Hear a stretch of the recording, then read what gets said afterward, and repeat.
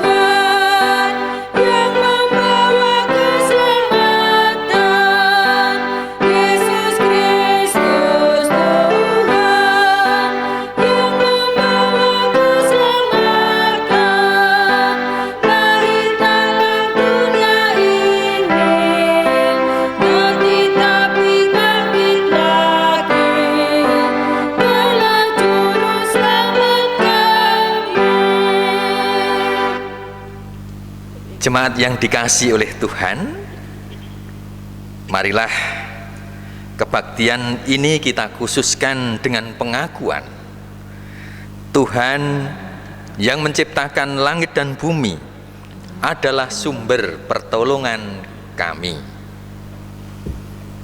Kasih karunia dan damai sejahtera dari Allah Bapa kita dan Tuhan Yesus Kristus ada pada saudara sekalian.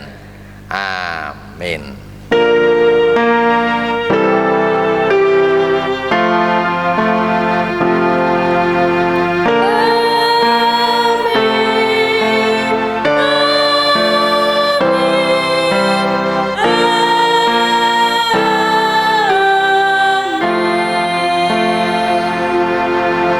Jemaat dipersilahkan untuk duduk dan marilah kita memuji Tuhan. Kidung Jemaat 3. Kidung Jemaat 3 kita memuji bait 1, lalu disambung dengan baitnya yang kedua. Kami puji dengan riang, Diko Allah yang besar, dan seterusnya.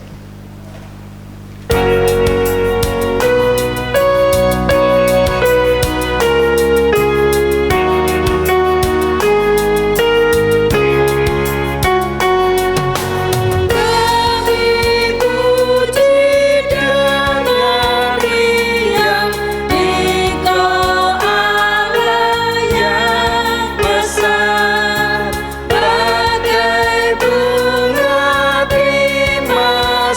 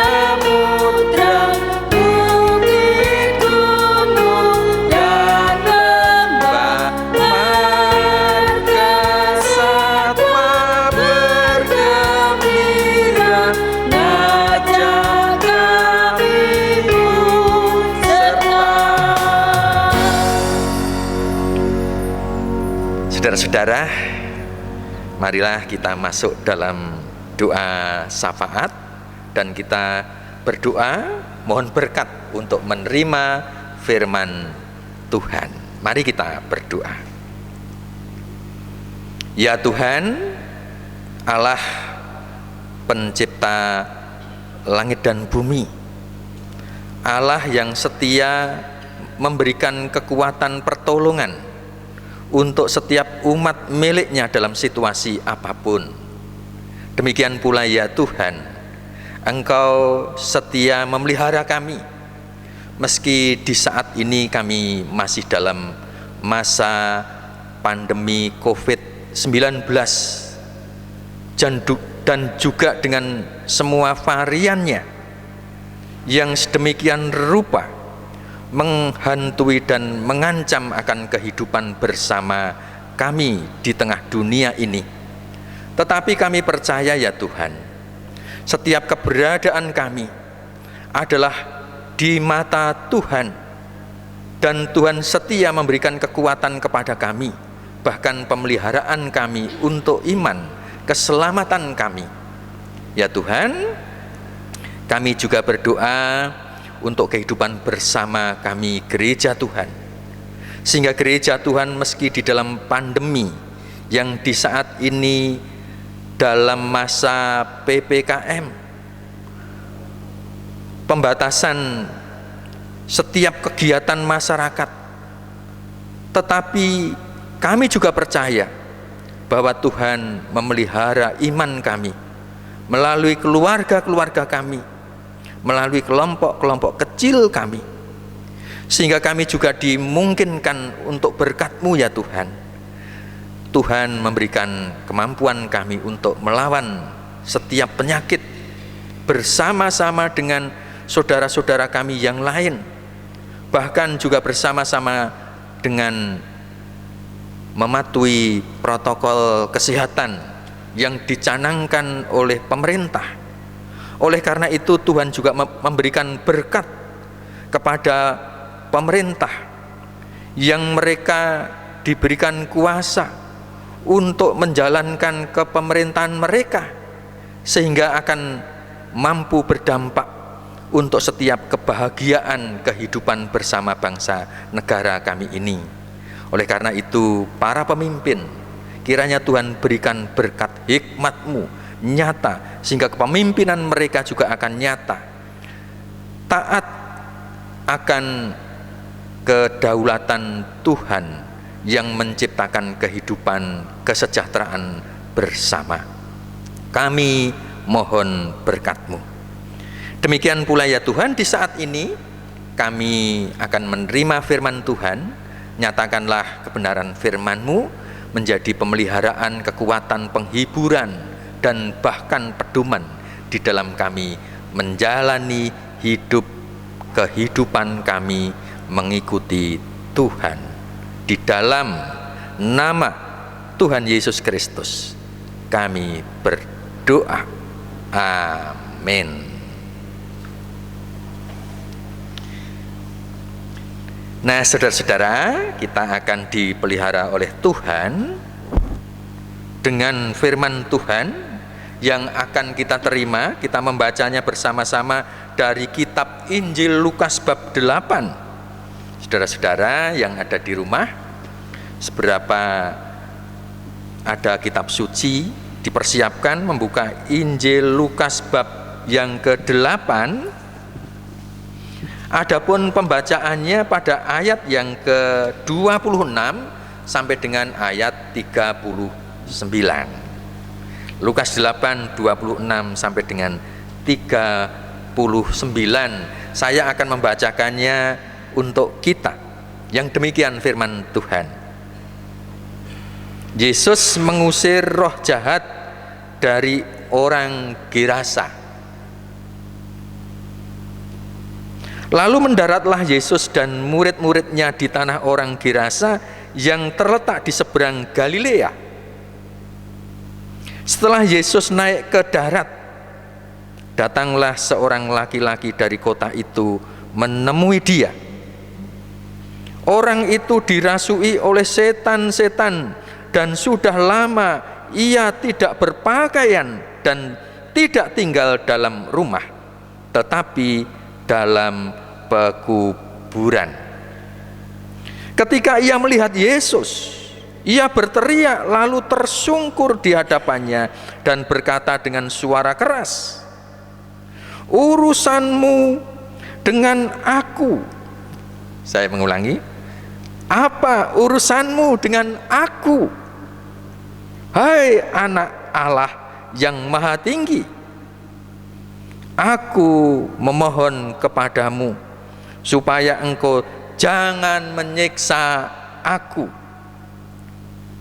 Ia berkata demikian sebab Yesus memerintahkan roh jahat itu keluar dari orang itu. Karena sering roh itu menyeret-nyeret dia, maka untuk menjaganya ia dirantai dan dibelenggu.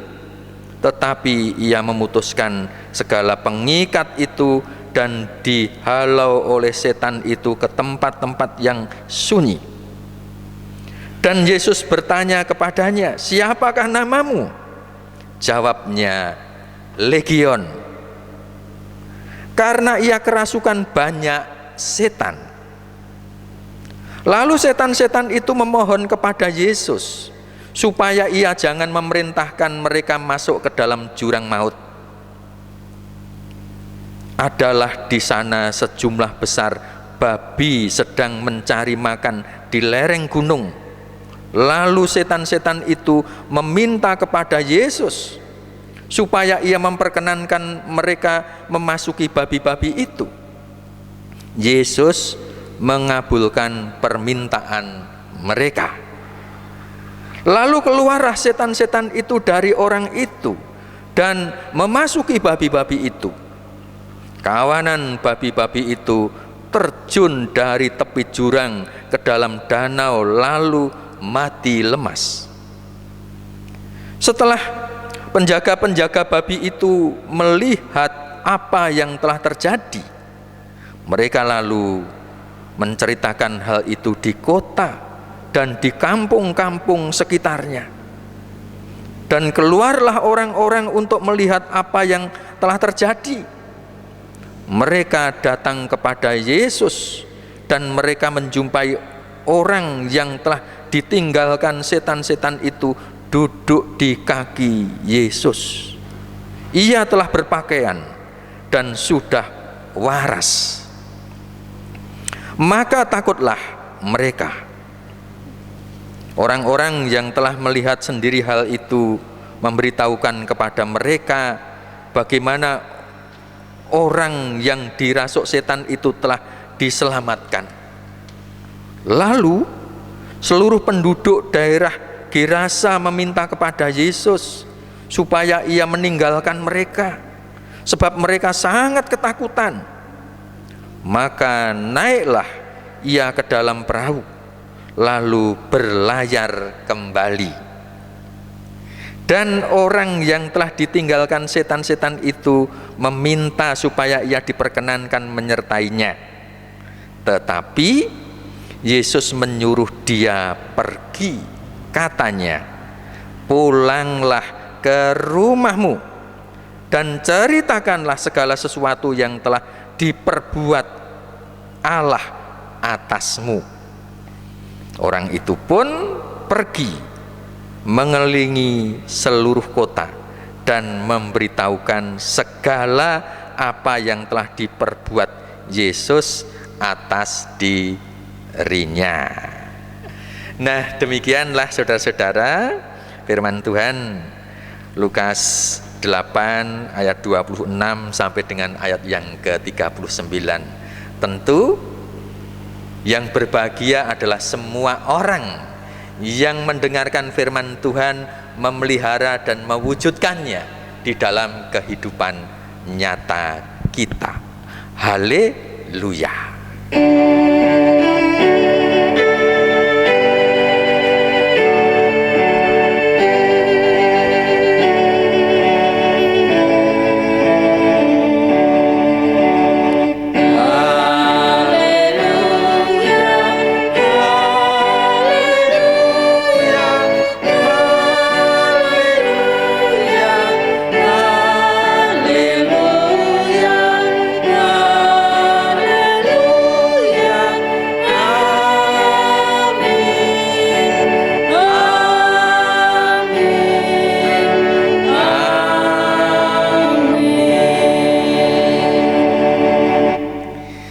Salam Bapak Ibu dan saudara-saudara.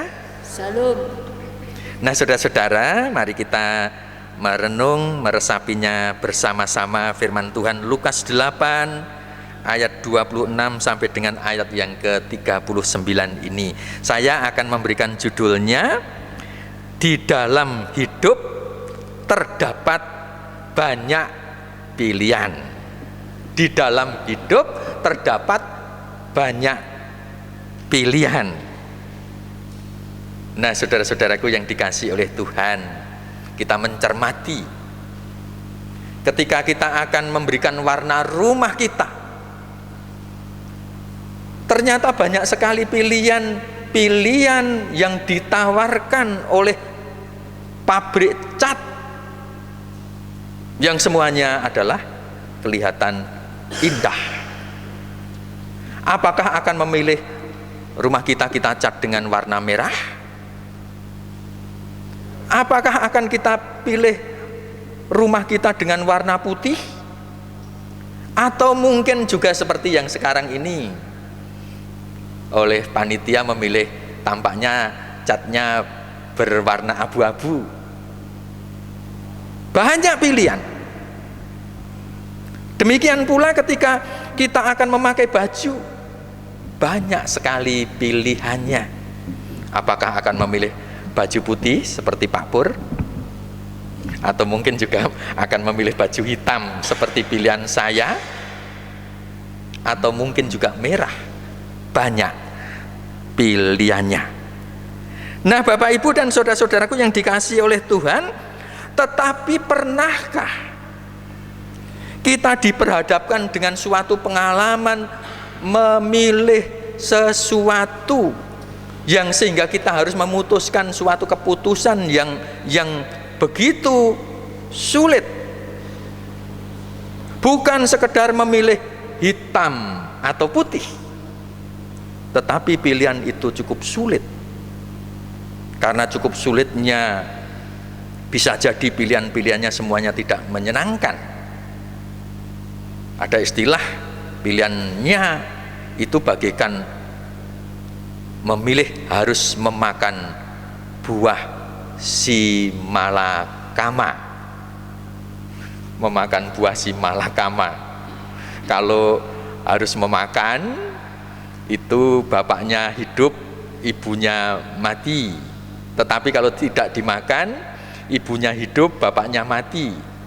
Pilih bapaknya atau ibunya yang mati. Semuanya bukan menjadi pilihan. Kadangkala pilihan itu begitu sulitnya. Juga demikian saudara-saudara, suatu contoh ketika suatu keluarga sedang bersama-sama berlayar di suatu samudera yang begitu teduhnya. Di dalam perahu ada bapak, ada ibu, ada 2 orang anak, ada pembantu. Tetapi ia juga menaruh kendaraan sepeda motor yang baru saja dibeli. Tetapi ternyata samudera dengan anginnya yang teduh itu tiba-tiba begitu gelombangnya menjadi besar, anginnya menjadi kencang, dan sesuai perkiraan harus dikurangi bebannya sekitar 60 atau 65 kilo baru bisa selamat. Nah Bapak Ibu dan saudara-saudaraku, kira-kira ada bapak, ada ibu, ada anak 1, 2, 3, ada pembantu, ada sepeda motor yang baru belum lunas lagi, kira-kira mengurangi 60 kilo itu yang harus dikurangi yang mana? Tanpa pilihan yang begitu sulit juga, pilih keselamatan manusia atau memilih harta benda. Nah ibu bapak dan saudara-saudaraku yang dikasihi oleh Tuhan, bacaan kita Lukas 8 ayat 26 sampai dengan 39 ini, demikian halnya Tuhan Yesus diperhadapkan kepada suatu pilihan yang sulit. ketika ia mendapati orang yang kerasukan setan,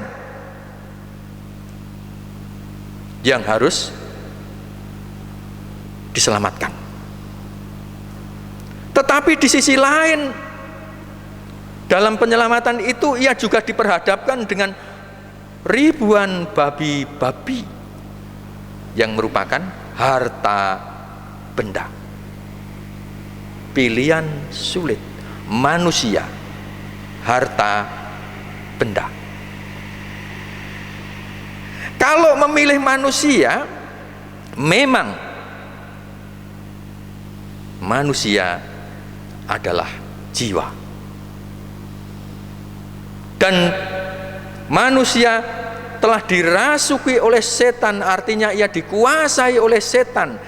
Penderitaan yang luar biasa sudah bertahun-tahun, yang sehingga ia dirasuki, setannya bernama legion, karena banyaknya setan yang masuk ke situ. Ketika dia dirantai pun akan diputus, kemudian ia ditarik-tarik oleh setan itu, dibawanya ke tempat sunyi, dibawanya ke kuburan, yang menggambarkan dunianya orang mati yang tak berpengharapan. Ini pertimbangan ketika diperhadapkan kepada penyelamatan atas manusia. Karena memang legion meminta, jangan siksa aku, jangan dimasukkan dalam dunianya kematian, tetapi izinkan aku masuk ke babi-babi itu. Ternyata saudara-saudaraku yang dikasihi oleh Tuhan, sejak semula memang Allah itu adalah Allah yang memandang berharga atas manusia. Karena memandangnya berharga atas manusia, sehingga Allah berkenan meninggalkan kemuliaannya sendiri di kerajaannya di sorga demi keselamatan manusia. Bukan saja demi keselamatan manusia, ia rela menderita untuk penyelamatannya kepada manusia, meskipun ada konsekuensinya, yaitu harta benda. Meskipun ada konsekuensinya, ia dicaci maki, ia dibenci, bahkan ia diolok-olok, atau bahkan juga akan dibunuh, sampai dengan akhirnya ia dibunuh. Inilah konsekuensi pemilihan Allah atas manusia, adalah lebih berharga daripada harta benda, daripada yang lain. Nah, saudara-saudaraku yang dikasihi oleh Tuhan, maka tidak mengherankan kehidupan kita. Setiap saat hidup itu adalah pilihan. Kita diperhadapkan dengan banyak pilihan. Kalau banyak pilihan itu digolongkan menjadi dua besar, maka ada nyanyian, di dalam dunia ada dua jalan, lebar dan sempit, mana kau pilih? Jalan yang lebar masuk neraka, jalan yang sempit masuk ke surga. Nah, inilah pada dasarnya dua pilihan kategori besar. Kalau kategori kecil, ya setiap menit ada pilihan. Itu Bapak Ibu dan saudara-saudaraku yang dikasihi oleh Tuhan. Sebagaimana situasi kondisi saat ini, dunia sedang dirundung akan penderitaan, yang mana dunia harus memilih, termasuk mungkin juga bangsa Indonesia ya. Apakah akan mengutamakan jiwa manusia atau akan mengutamakan ekonomi? Wah, dua-duanya Pak. Kalau dua-duanya berarti ada di tengah-tengah, sehingga tidak fokus pada salah satu, yang akhirnya keberhasilannya juga cukup panjang prosesnya. Tetapi saudara-saudaraku, termasuk kita sebagai orang percaya juga didorong, dimotivasi dari apa yang dilakukan oleh Tuhan. Kita mengasihi sesama kita. Dalam pilihan-pilihan kita akan lebih mengutamakan jiwa, keselamatan jiwa dibanding dengan harta benda, dibanding dengan tahta, dibandingkan dengan semuanya. Tetapi kita supaya mengutamakan manusia. Jika Allah sudah memilih kita seperti Allah yang sudah menyelamatkan orang yang kerasukan setan, lalu Allah mengutus, pergilah, ceritakan perbuatan Allah yang mengasihi manusia. Oleh karena itu saudara-saudaraku, mari kita menyatakan kasih Allah kepada kita itu untuk dunia, sehingga dunia merasakan kehidupan yang damai sejahtera. Seberapapun kemampuan kita untuk mewartakan kasih Allah itu kepada dunia. Tuhan memberkati. Amin. Mari kita hening sejenak.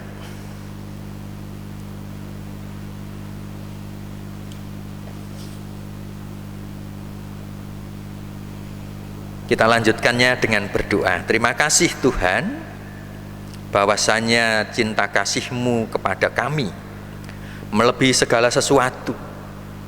Keselamatan yang Engkau berikan kepada manusia, Engkau berkenan untuk meninggalkan kemuliaan-Mu sendiri. Oleh karena itu Tuhan, mampukanlah kami dalam menjalankan perutusan itu, mewartakan akan kebaikan Tuhan di dalam kehidupan nyata kami. Terlebih-lebih pada masa pandemi ini, kami diperbolehkan untuk menjadi berkat, bahwa Tuhan mengasihi kami semuanya. Di dalam nama Tuhan Yesus kami berdoa. Amin.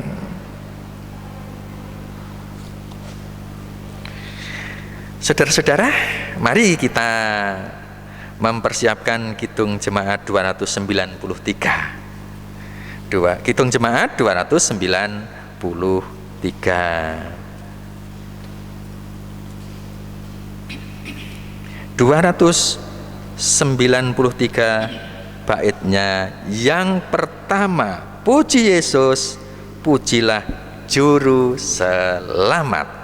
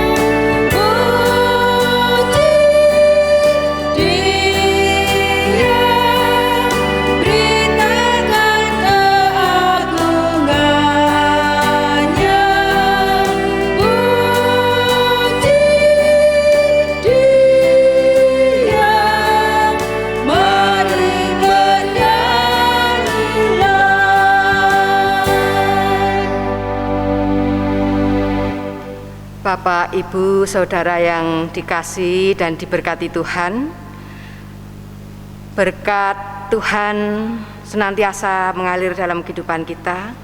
Untuk itu kita selayaknya mengaturkan syukur pada Tuhan. Untuk itu kita akan mengaturkan persembahan, dan sebagai dasar dalam kita mengaturkan persembahan, bacaan akan saya bacakan dari kitab Roma 12 ayat 1 dan 2. Demikian bacaannya. Karena itu saudara-saudara, demi kemurahan Allah aku menasihatkan kamu supaya kamu mempersembahkan tubuhmu sebagai persembahan yang hidup, yang kudus dan yang berkenan kepada Allah. Itu adalah ibadahmu yang sejati. Janganlah kamu menjadi serupa dengan dunia ini, tetapi berubahlah oleh pembaruan budimu yang berkenan kepada Allah dan yang sempurna. Untuk mengiringi kita mengaturkan persembahan, kita menyanyikan nyanyian pelengkap Kidung Jemaat 146 bait yang pertama. Bawa persembahanmu.